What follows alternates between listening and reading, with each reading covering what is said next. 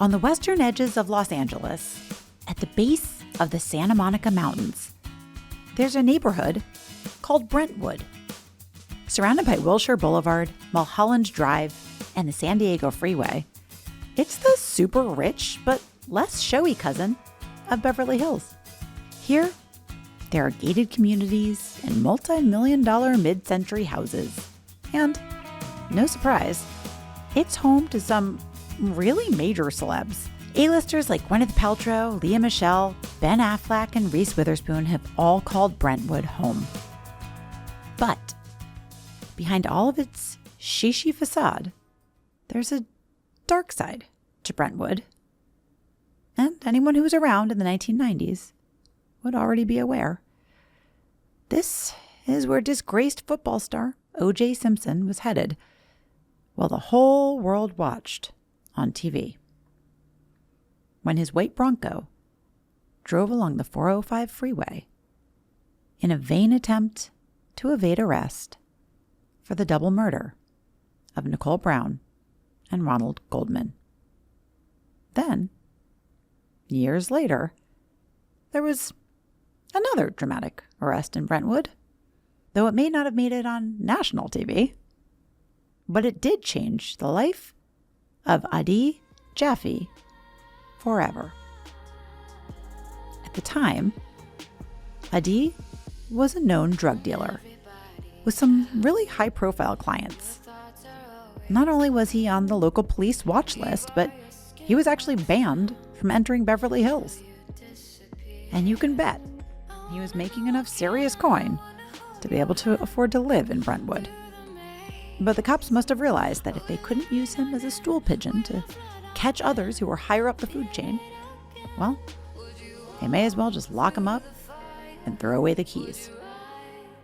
On what should have been a quiet Saturday morning, Adi woke up to an entire SWAT team breaking down the front door of his apartment and finding himself face to face with shotguns aimed at his head.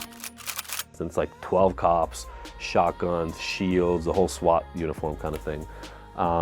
So I was really just in shock. So, how did this once nice Jewish boy end up being a drug kingpin who was finally brought down by an entire SWAT team? And how did he go from convicted criminal to becoming a highly respected author and speaker with a PhD in psychology? And a truly controversial take on recovery that's challenging the traditional approach of many institutions? Why don't we hear the whole story, straight from the man himself, Adi Jaffe, today on the Gratitudeology podcast. Will you walk through the fire? Would you ride through the storm? Will you walk on a wire? Will you save me if I fall? Will you break through the madness? Set us down where we're safe. I'll be right here waiting till you find me again. Dr. Adi Jaffe, thank you for being here. Thank you for having me. We sat next to each other for like 3 days and hung out and became friends. Well, the funniest thing was when I sat next to you, it wasn't your first name that got me, it was your last name. And I was like, by any chance are you married too? And your wife is somebody who I've been peripherally friendly with and followed on Instagram for many years. I'm normally, in most circles, I'm actually known as Sophie's husband. Nobody even worries about my first name because they couldn't care less. They're like, are you Sophie's husband? I go, I am. All good with it. I have no problem with it. She's a wonderful person to be the husband of. And in case you haven't guessed, Adi's better half is the one and only Sophie Jaffe, the gorgeous health and wellness expert, certified raw food chef, yoga teacher, and who somehow even had time to start her very own company and brand called Philosophy. I've long been a follower of Sophie's, and now you're about to find out what makes her husband, Adi, just as amazing. Personally, a big part of my excitement over talking to Adi comes from our shared experience of addiction. But our paths diverge on my recovery being based on the 12-step model, while Adi, on the other hand, has other ideas, which you'll hear about today. I'm always naturally curious about other people's experiences and in some cases their use of alternate paths to my own.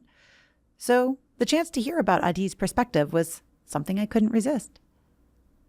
I've always believed no one holds the corner on recovery. And that belief is part of the 12-step vernacular, which worked for me, but it's also true it doesn't work for everyone. Bottom line, whatever the course is that gets you out of addiction is the right way for you. And however that looked for Adi, I wanted to hear about it, including where it all began. I grew up in Isreal, in Tel Aviv, literally same apartment from the moment I brought back from the hospital. Tiny little neighborhood. So it's like I think in the equivalent in the U.S. is, these little suburban areas where everything is essentially a cul-de-sac. There's like a little middle of the neighborhood area with a coffee shop and a little market. Like I grew up in one of those. I was a latchkey kid. I didn't think anything of it when I was growing up. My mom went back to work 3 weeks after she had me. We were middle class in Isreal, and that was just kind of the standard. Both my parents worked. My dad was a physician, so he was always gone. He had essentially 2 jobs at all times. I never really saw him as a kid, and he was in the military. And my mom worked full time. So yeah, then I had a younger sister who was 3 years younger than me. When I got old enough, I think 6 or 7 years old, I would go pick her up from her daycare and then take her home, and we would go eat food on the way. Yes. But right before I turned 14, we moved to the States. And I mean, honestly, I don't think I knew back then how much of a big deal that would be. But when it happened, it shook my world. I lived, like I said, I lived in the same apartment with the same friends that I grew up around my entire life. And I went into high school in a northern suburb of Chicago. If you ever heard any Israelis that move here, it's like that was my accent, but with a little British tilt to it. And then all of a sudden, I'm the foreign kid in some Chicago high school with like, I don't know, 2,000 kids in high school or something, right? I went from this little neighborhood. So it was a huge culture shock. I didn't really know how much I relied on all the people that I'd known my whole life. Right. And so, I don't know if anybody knows what the ACEs questionnaire is. It's the Adverse Childhood Experiences questionnaire. It's a way to assess how much trauma somebody had when they were a kid. One of the traumatic experiences you can have is a really big move, like an international move or a cross-country move, where you get separated from everything you knew.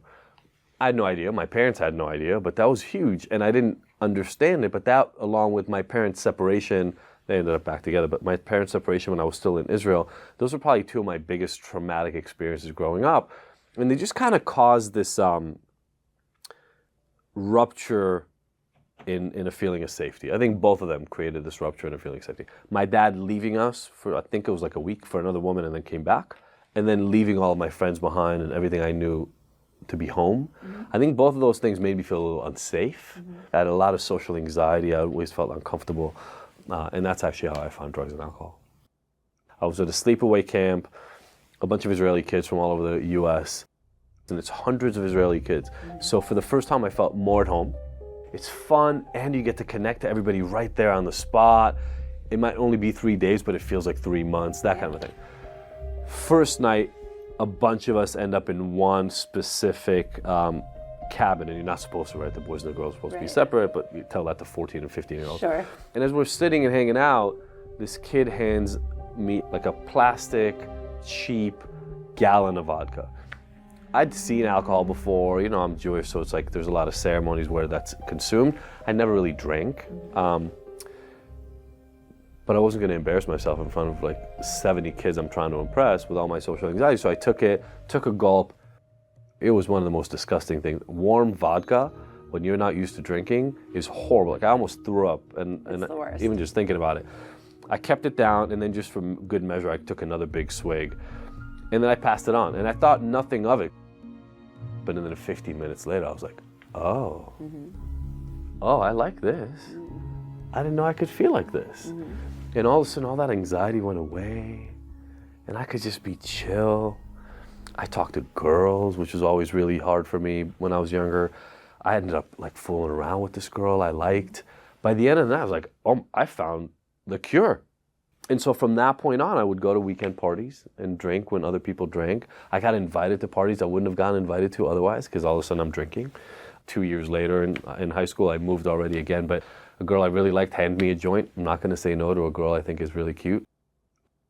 So now it was alcohol and weed. By the time I got to college, I was drinking and smoking every single day. And that's the beginning of the story. Is just, I looked for things outside of myself to make me comfortable. Yeah. And I found a lot of them. And they got me girls, and they got me friends, and they got me comfortable in times when I wasn't comfortable. And so everything else was a cost that I was willing to bear because those were really important to me. And before he knew it, those important things outside himself included drugs. And those friends he made, they became customers. And it was like, I was already selling drugs. I was essentially selling primarily acid, and I was selling a lot of ecstasy. And that happened because I was using a lot of ecstasy. A girlfriend and I started using it in UCLA. She'd used it before. And we started using it pretty regularly, like every weekend or every other weekend. But I was broke. I had no money. So my entrepreneurial spirit took on. And I went, oh, if I get all my friends' money first, and it's like $20 a pill, $25 a pill, I get all their money first, and I go to the dealer myself without them, I can get my pills for free. And it worked. And then that happened a couple of times, and I was like, what if I buy 50 pills instead of 20? The price goes down. So I went and literally borrowed money from a friend. $750, I'll remember it forever. $750 for 50 pills. Now I made $10 per pill. Not only did I do my drugs for free, I got a little money on the side. I ran that 3 times, and I saved enough money to not need to borrow from him anymore. And my drug dealing career took off. So I all of a sudden had literally got to 100 people that were buying ecstasy from me, and I was going a lot. And then they would ask, hey, can you give me some cocaine? Can you give me some ketamine? So I started just accumulating other drugs. With some misguided chutzpah, Adi, at the ripe old age of 21, was a bona fide drug dealer. And maybe, just maybe, he could have coasted along for a little while longer on this side gig that netted him $7,000 a month, selling drugs at the dorms. But meth came into the picture. And that escalated everything. And then somebody asked me if I can get the meth. So it's because I was already pretty heavy in the drug world that meth was the thing that got introduced. I think meth was the first time that I was like, oh crap, I'm addicted. I came onto it by mistake. I wasn't looking for it, but it was for studying. And I killed my finals, killed it. I had a bad breakup. I was really behind on my studies. It was the day before finals, or maybe 2 days before finals, and I hadn't started. And my friend was like, hey, if you take some of this, it'll help you. And she was right. I studied for 3 days straight. I still remember the room I was sitting in, all the books, all the homework, and I did 48 hours of studying accounting, and it worked. And so from that point on, I used it every finals time, and then it became every midterms and finals time, and then every paper, and within 3 quarters, I was using it every day. Yeah. And at some point in the middle of that, I was like, oh shit, I'm smoking meth every day, there's a problem. 5 years of meth use, that escalated very fast, and I was using a lot by the end, and it got really serious. What happened essentially was, as more people asked me for more drugs, I would just find connections, pretty quickly catch up to my connections' ability to supply me, and then the deal was always the same. I would say, hey, look, I'm not trying to take over your market, let's go in together. I'll make your drugs cheaper, right? Let's say you normally buy an ounce, I'll buy another ounce, you get your drugs for cheaper, I'll get my drugs for cheaper, and we'll collaborate. But then inevitably, I would overtake them pretty quickly and then develop my own market. I had 4 or 5 guys selling for me at all points. And as his market got wider, Adi soon found that it was also getting more high profile. We were at the after-hour parties. We did Las Palmas, on Sunset over here with when Paris Hilton and they were all partying. I remember seeing Jay-Z at Dublin with all these models. It started out really, really fun, and then it got really, really dark. First of all, because as you climb up, the risk comes up. My place got robbed a couple of times, and money and drugs got taken. But then I got held up at gunpoint, and hog-tied, the whole thing, beaten up.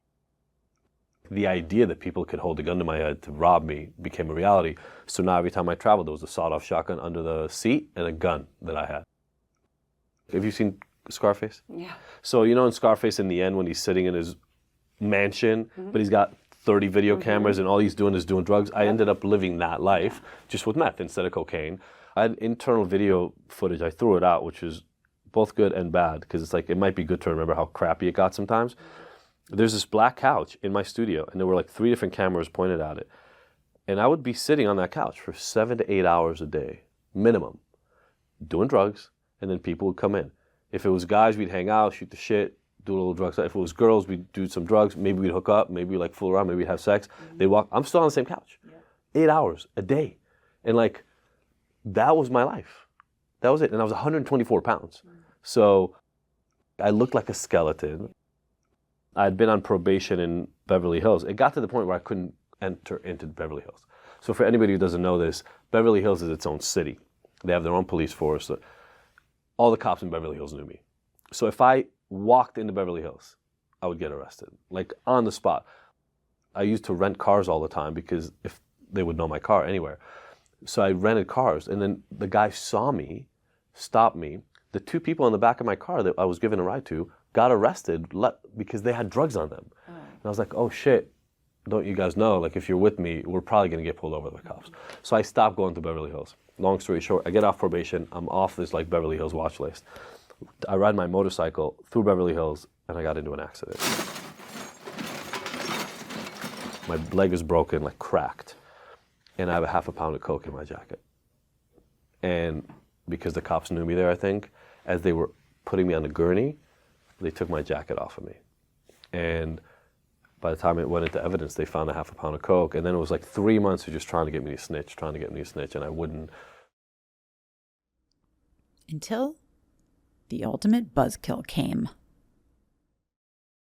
The arrest that ended it all. And what was that like? I mean, I don't remember anything other than waking up to like shotguns in my head, right? Because I was out, I used to take GHB or Xanax to go to sleep because I couldn't sleep on meth. And I came to in this GHB haze, and it's like 12 cops, shotguns, shields, the whole SWAT uniform kind of thing. So I was really just in shock more than anything else. But my leg was broken, so they had to lift me out of my bed. They tore my place up. Yeah, and they took me to jail. I went through the processing part of jail about 4 times in my life. The first was in Beverly Hills jail, and to be honest, now that I went to like real people jail, Beverly Hills jail is kind of nice. Right. You get these like egg sandwiches in the morning, you know, kind of like a McDonald's sausage and egg McMuffin. That is not what happens in real person jail. Got it. Yeah, they take me to the hospital, USC Medical Center that is connected to LA County Men's Central Jail because my leg was broken. I couldn't have I needed to make sure that I was okay. This was after that accident. I detoxed in jail, which for meth just means you can't wake up. Literally cannot wake up. So somebody would wake me up for food, I would eat, and then I would pass back out. And I spent about 5 days in there. My bail was almost $1 million because of the gun and everything else and the amount of drugs they found. They never found it. But like I had like 80,000 ecstasy pills hidden away. So I had to get rid of all that stuff, otherwise it'd be like decades in prison. So I detoxed in that cell. I told my parents, do not pay the $1 million, and that's insane. Went in front of the judge, got a lawyer, blah, blah, blah. I'm a very privileged person, my upper middle class. My parents paid for a lawyer.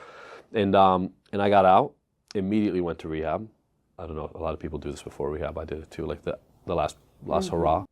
It's so funny to think about it. Broken leg, just out of jail for a week, just detox. I invited all the people I knew, which literally, honestly, friends-wise, was like 5 people. Because all the other people were my customers. I invited like the 5 friends I had, and we just did drugs all night, the night before I got to go to rehab. And then my stripper girlfriend drove me, because that's the way you have to. Finished 8 months in rehab, and then got sentenced to another year. I see. So I did a year. I always joke, jail's the only place where you can be scared and bored at the exact same time. And it's like, it's hard to explain, but shit can go wrong at any second, and you could have something to do with it or nothing to do with it, and it doesn't matter. You suffer the same consequences. Right. The hardest thing about jail is getting accustomed to all the freedoms that you things you can't even imagine that you take for granted being taken away from you. Like going to the toilet with a door closed. Like nobody thinks about that. Yeah. But you get put in a cell, if you're lucky, like I started out, it was a high security cell, but 4 guys. And the toilet's in the corner. So you wait as long as you think you can. And then you don't wait anymore because you can't. It's actually the little stuff like that that is dehumanizing. Or the fact that twice a week, if you're lucky, and there's no riots going on right now, twice a week they open 1 row at a time. They open the cell doors and the showers turn on. And you've got about a minute to get your stuff and walk out of your cell to go to the shower. Then you get, whatever, let's say 5-10 minutes for everybody to shower. So like 30 people, you get butt naked, go shower. And then you got to make it back to your cell after the noise goes off. And if you miss that, then you shower next time. So first of all, it's all the racial stuff.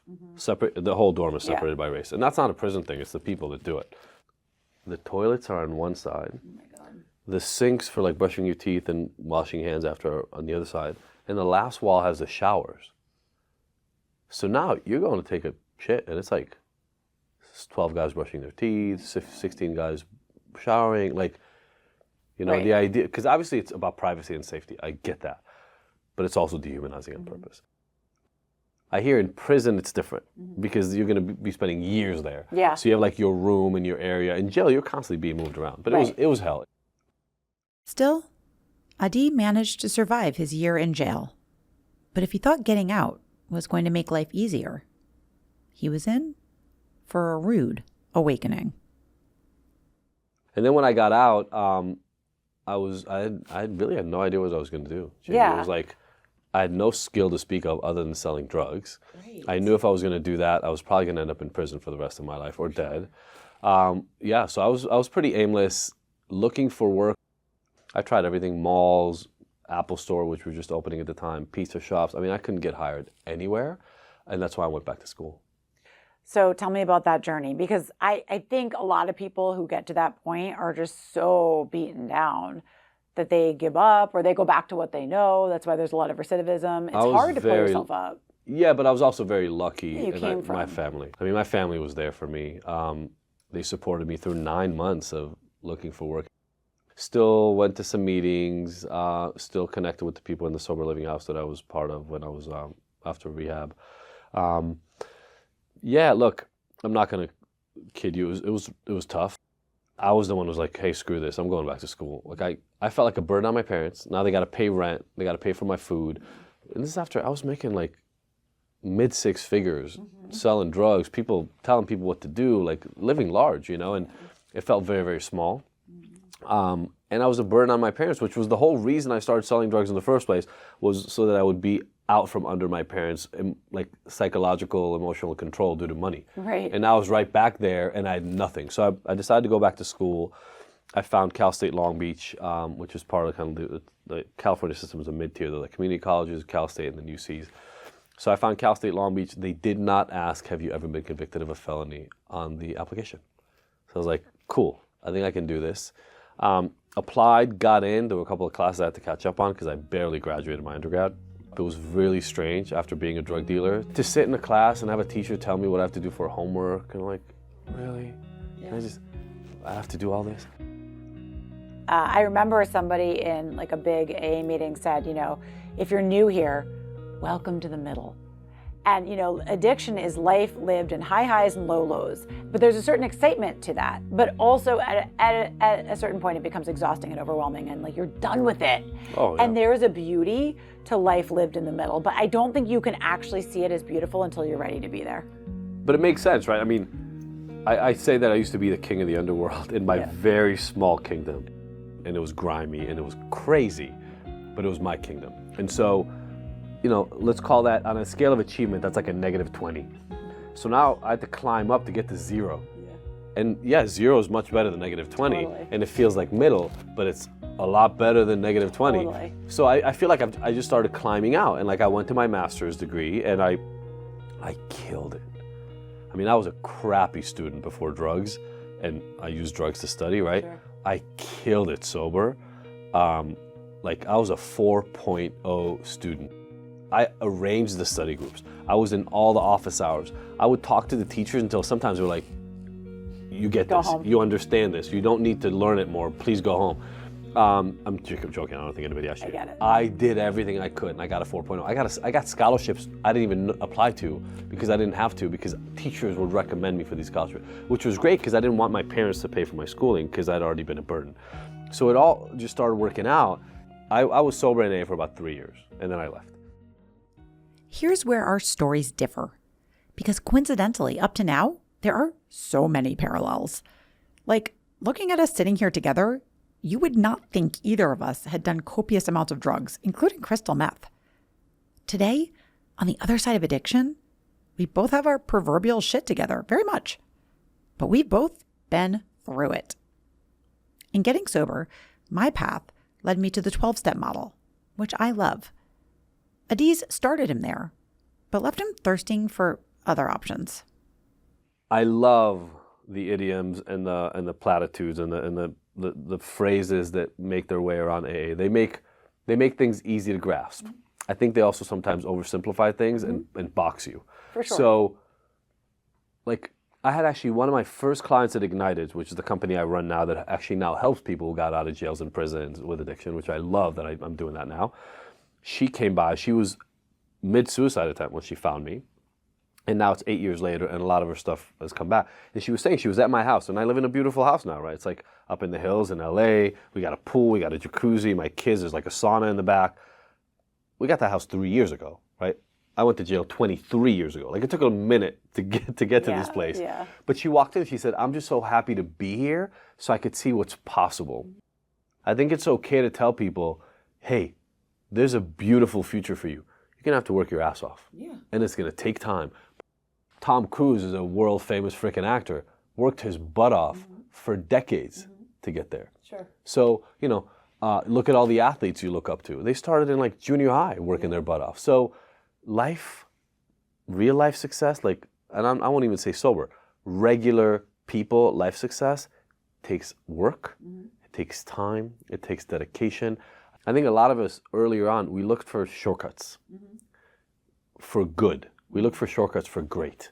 And we got to live like our life was glamorous, but it wasn't. Sure. Right? I got to hang out with, like, in the pool table next to Jay-Z. I was making $120,000 a year, maybe $200,000 a year as a drug dealer. I got to be next to greatness. Yeah. I wasn't in greatness. Totally. And now I'm like, show me the road. Where's the map? Put the boots on. Let's do this. That is another place our perspectives intersect. No matter what road you take to recovery, you've got to suit up and show up. I was still interested in learning more about Adiz's philosophy on recovery, given that he found a different path from the one I took. Would you mind telling me how you got to that approach? Because like 12-step recovery worked for me, but I really am always interested in hearing other people's takes. And I think that you have a science-backed take, or at least it seems a cognitive behavioral therapy take on alternative therapies. First of all, let me just say this. I support any method anybody finds recovery through. And by recovery, I don't even mean stopping drugs, right? My first book was called The Abstinence Myth. Yeah. I don't even care if your version of recovery is abstinence. Yeah. Your version of recovery should look like one where your quality of life is great. I do find that for many people that includes a substantial reduction, if not the complete elimination of the substances used. That is a pattern I've found. That doesn't mean that I don't get surprised every once in a while. And I have clients who still have binges, but are sober like 96% of the time. Whoa. This was a totally different take from the one I held. And let me be clear. My version of recovery is abstinence-based for the sole reason that once I pick up, and trust me, I've done the research, I end up having that part of my brain triggered and it jumps back in the driver's seat. So for me, occasional binges don't work. And the framework in the 12-step is that when we slip, we admit it, reset our day count to 0, and get back on the horse. Adi feels that model is punitive, and it's an interesting conversation. He's got some other bones to pick with AA too. And this is why I love podcasting. We can have different opinions on the same topic, and we can both be right. It's our opinion, our lived experience. So I'm going to say this now.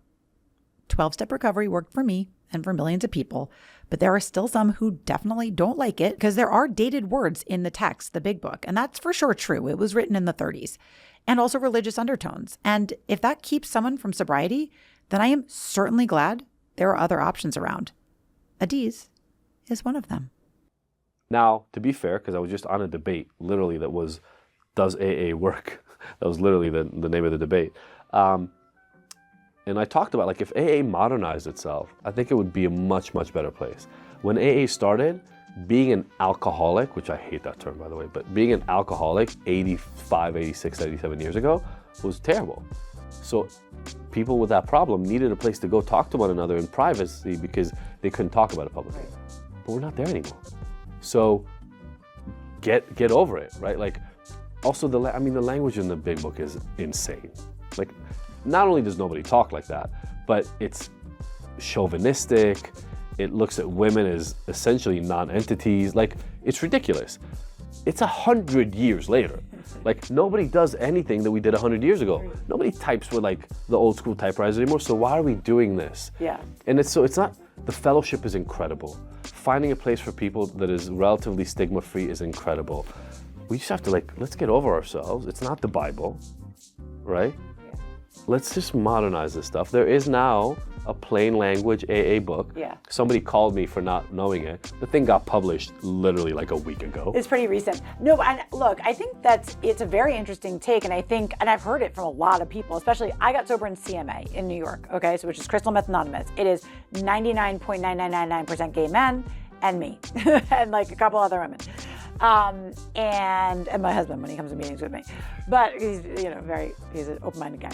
But we got sober in that fellowship, and a lot of people have a really hard time with the big book in that I was always taught, like, take what you want, leave the rest. Like, we don't need to get like hung up on like the verbiage. But like, it's really hard. Some people can't. So I have had an easier time just being like, I just kind of like shake off the parts that don't fit for me. But for some people, it could be a barrier to staying in the first place, and so I see what you're saying. And so look, struggling with addiction is far worse than having to filter out the word God every freaking 4 words in AA. Yeah. Like, so yes, it's an easier road. I'm just saying, let's just remove some of the hurdles. I want to just make sure that we make it here. My problem when I drank too much and did too much drugs and was addicted to meth wasn't those drugs. Yeah. It was inside. And so I actually ended up going to some like love and sex addiction groups later on in my life. And I talk about it publicly, so it's not a big deal. But I joked in those meetings, I'm like, look, I don't need these meetings. I need Liars Anonymous. Like, where's Liars Anonymous? If I can make one recommendation, it's just like one recommendation for anybody right now, just stop lying. If you can do that, your world will collapse for a minute because you've been lying to everybody around you for a very, very long time. But the moment you clear that up, you will feel better about yourself. And then slowly but surely, gradually, your life will get better as you just have radical honesty, right? Yes, you stole from that person, you messed that thing up, you hit on that girl, you did all the stuff. It's okay. I have to mention, of course, that radical honesty and taking accountability for our wrongs are steps 8 and 9 in the 12 steps. So I think we're really more in alignment than we are divided. And I don't disagree that, while it doesn't bother me so much, there are many people who come into AA and are turned off because they have a strong aversion to certain words in the big book or certain versions of religion. And if Adi's new book, Unhooked, Free Yourself from Addiction Forever, can be the answer for them, then I'm here for it. If AA is not the way for a particular person, what practices and protocols can they take from your book, or what will they find in there? Yeah. And what are some of the touch points? Love it. So first of all, I don't hate AA. The vast majority of people who walk into an AA meeting do not achieve long-term recovery in an AA meeting. Period. Point blank. And AA says that, by the way. Yeah, sure. They're not for Absolutely. everybody. So it just happens that they're not for a lot of people. Yeah. So millions of people have recovered in AA. Wonderful for them. It's just that tens of millions of people have been outside. Quote that I want to make sure everybody hears. I say anybody can beat their addiction to anything. You just have to be willing to become a person who's not addicted. Now, you and I sitting here are like a living example of what that looks like. It sounds easy. It's not easy, but it's doable. But who are we? Who are you? Who am I, right? We are the sum of our habits, our beliefs, the people around us, the environment we spend most of our time in. You have to change your habits. You have to change the people you're around. You have to change the people that you're with and you spend your time. You have to change your physical environment. There's a lot you have to change. But if you do that for a consistent enough period of time, you will become a person who is not addicted. And I want everybody to understand that that is possible. So what are the practical implications in the book? I have 2 different systems that I talk about. One of them is called the Sparrow Behavioral Loop. And so that is my way of explaining why we do what we do. Stimulus, perception, activation, response, outcome. A behavior gets started because something happened. Something happened outside of you or something happened inside your head that drove you towards behavior. But you interpret that thing that happened through a lens. I'll give an example. A blue car passes by. that could be the stimulus. For you, that might mean nothing. If I was sexually assaulted in a blue car, or if a blue car is reminiscent of the car that I started using drugs in or whatever, it could be a trigger, right? So that's a stimulus. All of a sudden it reminds me of the car I started doing drugs in. And that creates what I call an activation, a feeling, typically literally somatically in the body, but it can also be a psychological, emotional feeling. That feeling is the thing we actually respond to. People don't get triggered by the thing. They get triggered by the emotion that the thing activates in them. And then now I'm anxious and I'm craving, because my brain started thinking about how I used to use drugs in my old blue car. So now I'm craving and I'm anxious. The response, the using or the doing something, is to tame that craving. It's to tame the anxiety. So what I teach people in the book is stop looking at the triggers, start looking at the beliefs about the triggers and your perception, and then the feelings that they bring up in you. Because what happens to a lot of us is we have a set of responses, compulsive responses potentially, behaviors and habits, that we do when we're anxious, and some when we're depressed, and some when we're happy, and some when we're craving, and some when we're bored, and some when we're sleepy, and some when we're tired, right? Like, we have this menu. I call it literally like a menu. And it's like, oh, I'm anxious. What can I do? Well, I can go hide in my room. I can drink a bunch of alcohol. I can do some ketamine. Or I can go talk to somebody who understands me. Well, I'm ashamed, so I don't want to talk to anybody. I'm alone already in the room, but it hasn't gotten better. I don't have any ketamine. I guess I'll drink. Like, we just look at the menu of what's available and we pick from it. So there's a lot of techniques that I teach people in the book about the ways to change your beliefs, your perception, change the activation. I think that's something a lot of us don't focus on enough, especially people with trauma. You know, feelings are in the body. You can adjust how you feel. You can teach yourself to tolerate more or less stress, etc. And then I teach people to expand their response menu. People think alcoholics have a problem with alcohol. They don't have a problem with alcohol. They have a problem with a whole subset of other things that happen before it that cause feelings. It's the problem is with that feeling. Alcohol fixes the feeling. Sure. So I can focus on alcohol all I want and go nowhere, or I can focus on the feelings and what triggered those feelings. The other set of things people focus on is triggers. But we don't control triggers. You can eliminate all the alcohol from your house and never have alcohol in your house. And then you go to a birthday party. And you walk in the door and somebody offers you a drink. If you've never trained yourself, and I mean literally trained yourself, to deal with people offering you alcohol, too often you'll say, okay, sure, and you'll have the glass. So we got to train you on how to deal with that. So I'm much more practical about it. Number one, who you are is a sum of your habits. I talk heavily about morning rituals, including gratitude, planning your days. Like, you have to start putting this foundation in your life that most of us, when we were in active addiction, never had. We were very reactive. And so I talk about morning and evening rituals, and you have to bookend your days with things that feel authentic and that make you a better version of yourself. Now, they're hard to do, but I'm telling you just out of experience, just so you know, I've now helped thousands of people through my online platform. I know people who, even in active use, will work their butts off on having a morning ritual. And it takes forever, just like it takes forever when you're sober. But they get a little bit better at it all the time. And then next thing you know, they got 7 days sober and they slip up. And they work a little bit and they get 14 days sober and 30. So what might a morning ritual look like for somebody? I'll walk through mine.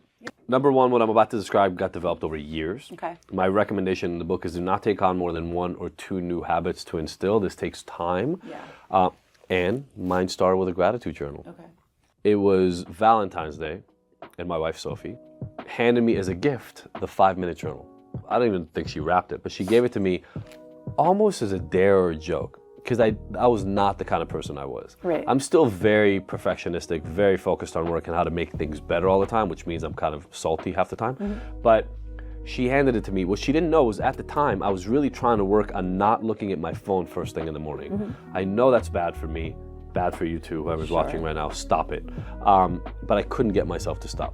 My alarm clock was on my phone, and the moment I would go to it, I'm like, I look at the text or email. So I was like, I need to break this thing. She gave me the 5-minute journal. I'm like, I can do this. I can do 5 minutes before I look at my phone. And so that was my habit. I would turn off my alarm, and then I would go sit in the living room or something, and I would write in my 5-minute journal. I've now been journaling that way for 10 years. So almost every morning, I actually share it on Instagram almost every morning. I do 3 things I'm grateful for, 3 things that would make that day good, and a positive affirmation. Now, I won't break all of them down. I'll just focus on the gratitude thing. My main thing in gratitude is to not be grateful for the same things every day. So I'm grateful for different things every day. Some days just clean water, comfortable shoes. Some days it's an incredible trip the family had to Cancun or whatever, right? Like sometimes it's big stuff. A lot of times it's really little stuff, like quiet in the morning, a good cup of coffee. All of our lives are magical. If you're listening to this podcast right now, your life is magic. Just think of what we do. Like we're here in a hotel in LA. I drove a car, right, here. I'm going to go play with my kid later and go have dinner with him. I have a kid. He's healthy. My wife is still with me. She loves me. Like, life is insane. I have a phone that works for my watch where I can talk to my kid when I'm not with them. I can FaceTime him on the way. Like, the number of things that are magical in our lives. I drink coffee and I don't have to grow coffee. It just shows up. Like, I have these little pods. And like, the number of things that is magical in your life is ridiculous. So even if your life is really terrible right now and you're really struggling, I would argue 70 to 95% of what you experience all day is pure magic, but we forget it. So what I do in my gratitude is I try to be grateful for all the things, even the hard things, by the way, sometimes, because out of the hard things, you get the best things. So if my wife and I had a fight, I'll be grateful for the fact that we made up. If my kid hurt themselves, I'll be grateful that they didn't hurt themselves worse, right? Like, there's always something to be grateful for. And because I've now, over 10 years, been grateful for 3 things a day, it's like 100,000, I don't know, 50,000 things I've been grateful for. I haven't done the math. And so when I look around the world, I see a lot of things to be grateful for, including like a cup of coffee. And the reason I point that out is my old proclivity, especially after drugs, but even in the middle of the use, I was just trying to cover it up, was I would always look for the things that are wrong. And I would always find things that are wrong. And so I want to train my brain to find the things that are right. And there's so many of them. So that's how I started. And then after my 5-minute journal, I would go work out. Actually, I started drinking water in the middle of those. I would go work out. And it was like a 30-minute workout. And then like I built a practice.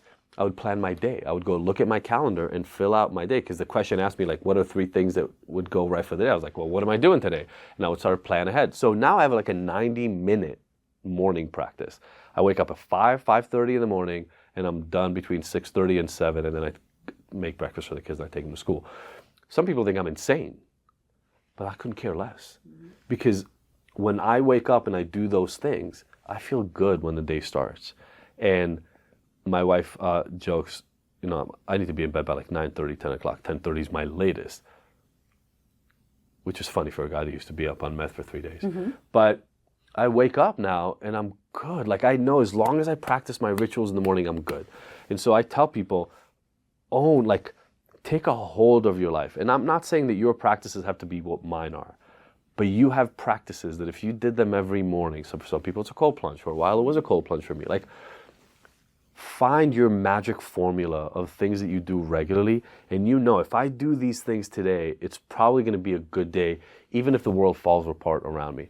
And that's what I found is over the last decade, if my rituals change and shift and ebb and flow, gratitude has been a part of it for a decade, working out has been a part of it for like 7 or 8 years. My life is really good, and it keeps getting better. So that's one really important thing for me in recovery. A lot of people look at me and they say, ugh, why do I have to write down 3 things I'm grateful for? That sounds kind of corny, it sounds kind of generic, and it sounds a little bit, I don't know, flimsy. Yeah. But the reality is, it's the practice. This is what you're saying. It's the practice of doing it that retrains the neural pathways. Do I have that right? It retrains the neural pathways, and like you said, so it shifts your attention. You know, I said this before. Your brain will attend to what you want it to attend to. So there's always something broken. I tell a lot of my clients, like, you can be well off, beautiful family, walk into the house, you know, all the kids are well dressed, food is on the table, it smells amazing, you had a great day at work, everything is cool, and there's a dirty towel sitting over there in the corner. And if you're the kind of person that I used to be, you'd be like, what the fuck's the towel doing over there? And you just wrote off heaven because of the dirty towel on the floor. If you want to live that life, by all means, enjoy it. I hated living that life, but I kept being pulled towards it. So I have to every day pull myself back to the place of gratitude. But here's the beauty. Probably 3-4 years after I started it, I actually started just becoming a grateful person. And now I wake up in the morning and it takes me like 15 minutes and I'm back to that person. And I'm helping other people because I'm grateful, so why not share? I mean, my entire worldview has changed. It took time. Yeah. It didn't happen automatically because I had like 35 years of being a crabby a-hole. Right. And so it took like 4 years to rewrite that. But now the life I live is ridiculous. And I get to be grateful for my ridiculous life because I work with a lot of people who have billions of dollars, are world famous musicians, travel the world. The world thinks they're the best people on the face of the planet, and they wake up miserable, and they're miserable in the middle of the day, and they're miserable at the end of the day. I don't want that life for myself. So just like I don't want to be unhealthy and I don't want to die young because I want to be there for my kids, I run and I do all the other things. You got to do some stuff that feels weird and is not your favorite in order to live the kind of life you want to live. Welcome to reality. There's this saying in wellness with some of the people that I follow, which is like, choose your pain or choose your hard, right? When I was selling drugs, like I was up for 3 days at a time. I had no friends. The girls I was with only wanted me for the drugs and the money. The guys I was with only wanted me for the money. Some of them held me up by gunpoint. Like, life was hard. It also had fun, but it was really hard. Now the hard is the hour and a half that I got to do in the morning. I will trade that any day of the week for what I get. There's always hope. There's always hope. I don't care how bad things are. You can end up in prison. You can end up in, facing 18 years in prison, going to jail for a year, lose everything that you built up, and you can still make your way out, right? You can end up losing this glamorous life you had and finding yourself down and out, knowing not what to do, and you could build an amazing life. There's always hope. If you don't have hope yourself, find somebody else's story that you can go like, okay, they started where I am or close to it, and they're now over there. If they could do it, maybe I could do it. Like, you need a glimmer of hope, and that's where you start. And if you don't have any right now, focus on that first, because I'm telling you, I don't even know you. I've never met you. I've never listened to your story, but I can tell you there's a path for you to find your way. Whether it's my book, whether it's AA, whether it's yoga, whether it's going to be a monk in a monastery, I don't care what it is for you. Find that glimmer of hope, then pull on that string and keep going. Couldn't have said it better myself. Thank you, my friend. Yeah, thank you. Thank you. Thank you, Adi, for sharing your incredible story with us today. And if you want to learn more, you can pick up his new book, Unhooked, Free Yourself from Addiction Forever, from Amazon or your favorite bookseller. And of course, you can follow him on Instagram at Dr. Adi Jaffe. That's DrAdiJaffe. That's all for today. Remember, if you like what you heard, if it impacted you in any way, and if you think it's a message other people in your life might like to hear, I'd be so grateful if you'd give me 5 stars, leave a quick little comment. Those things really help. And share this podcast with your friends, either on social media or just word of mouth. I'm on a mission for us all to help each other focus on expanding our attention towards what's good in the world rather than focusing on what's bad, one person at a time. If we all did that, even to our own little sphere of influence, the world has the potential to be a much more radically awesome place. Stick with me, friends. I've got your back. We're in this together, and it's a great day to see the greatness in the day. See you next time. The Gratitudeology podcast is written, executive produced, and hosted by me, Jamie Hess. Sound design and studio production by Gotham Production Studios. Our theme song is Maze by Hills, sung by Nadia Ali. And don't forget to follow us on Instagram at Gratitudeology. Will you walk through the fire? Would you ride through the storm? Will you walk on a wire? Will you save me if I fall? Will you break through the madness? Set us down where we're safe. I'll be right